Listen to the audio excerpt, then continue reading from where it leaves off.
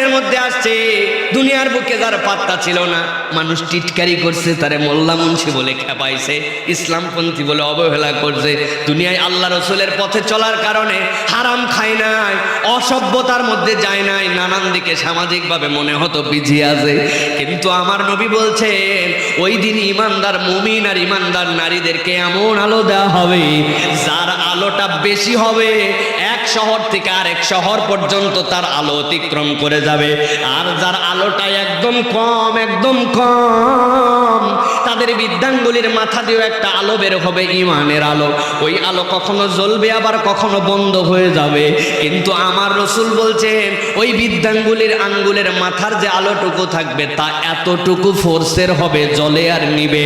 কিন্তু এত তার পাওয়ার, এতটুকু তার উপযুক্ততা হবে, ওই বৃদ্ধাঙ্গুলির মাথার আলো দিয়া